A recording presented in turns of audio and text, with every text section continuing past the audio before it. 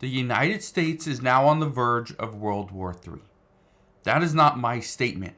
That is not my opinion. That is a statement from Speaker Mike Johnson, who's the highest ranking Republican member of Congress.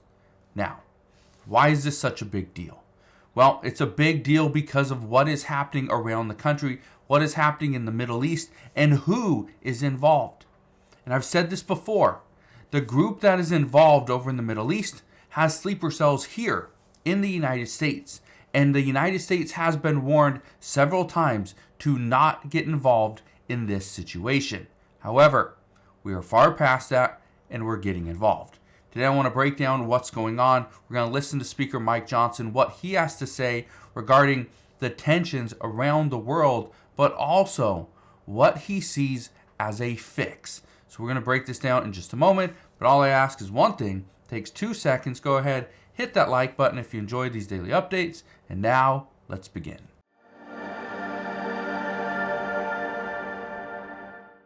So the United States has been warned several times over a handful of months to not get involved. Do not send additional military equipment because that would mean you're involved. So what did the U.S. do? Well, we decided to send U.S. troops.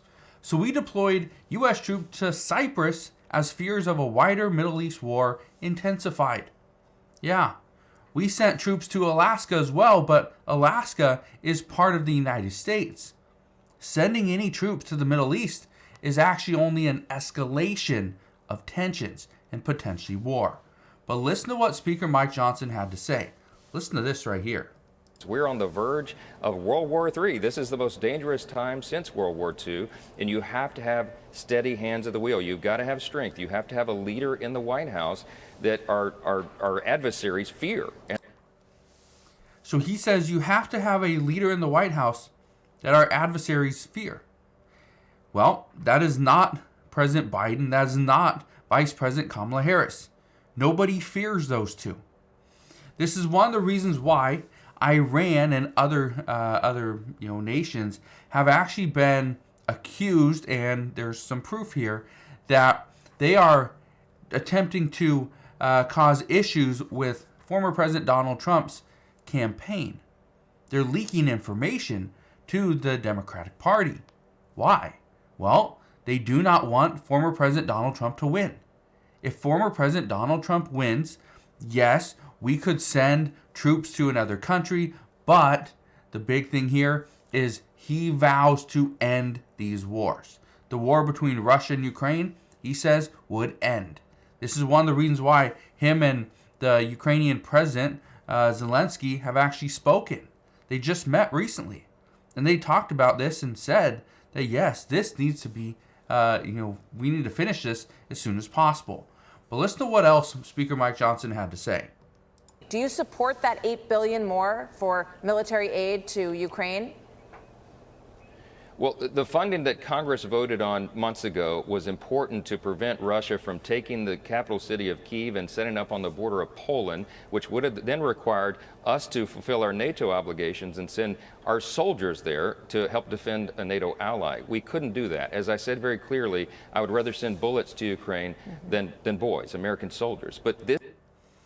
So right there, he said that, yes, he supported the $8 billion that we just sent to Ukraine. But again, this is from a previous package.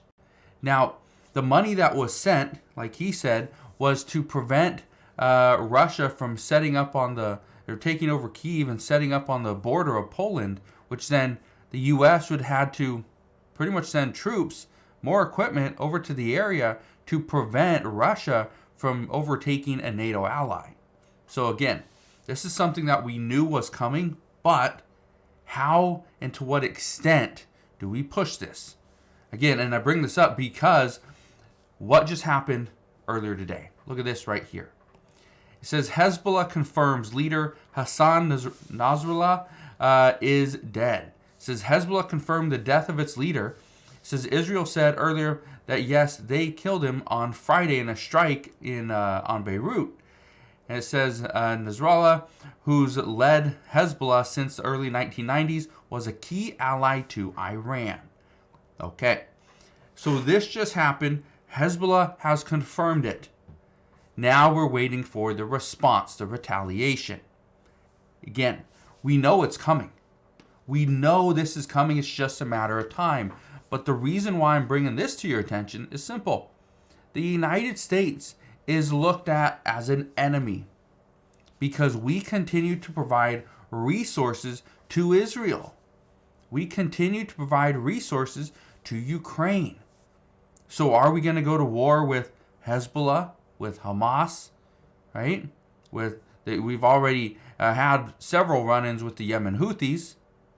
But again, these are all of these are backed by Iran. And so that's why Iran is considered a threat. Right now, just so you have an idea, the threats against the United States, there's China, there's Russia, there's Iran, there's North Korea. Okay? Those are the big ones. Right now, the tensions have never been higher, and that's why Speaker Mike Johnson said tensions have never been higher since World War II. That's why he believes we are on the verge of World War III anytime. But I want to show you this right here.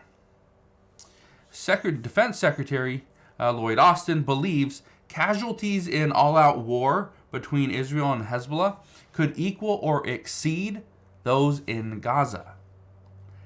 There have been thousands of lives lost in Gaza. He believes that we could either equal or exceed those numbers. That is troubling. And I say this because this is something that we don't see an end to. Some are saying that yes, we are going to get a ceasefire, but as of right now, it does not seem like the United States is going to continue to push this, simply because right now Netanyahu is going against everything that President Biden has said, everything that U.S. officials have warned him of. He's going against it. So he has his own plan, which is probably why NATO is planning for a mass medical evacuation in case of a war with Russia. What we are seeing right now, what's going on with Russia and Ukraine and in the Middle East, it's bringing the United States and NATO countries into the mix. That's not what NATO wanted. NATO and the United States did not want to be a part of these conflicts that are going on, but yet we are. So, here's my warning to you. Be prepared. I don't think we are going to end up in a world war. Okay, just me personally, I don't think it's going to happen. However, the only reason why I say that is because some of these other countries, I don't think want to go to war with the United States. The United States doesn't want to go to war with Russia or China or North Korea or Iran. But would we if we had to? Yes. These other countries will likely try to pull out of any additional conflict, which is why who we choose as the next president is going to be vital to what happens moving forward. Are we going to be looked at as a powerhouse under one president, or are we going to be looked at as a weakling under another? Well, we're going to find that out very soon because we have a little bit over 1 month before the next election.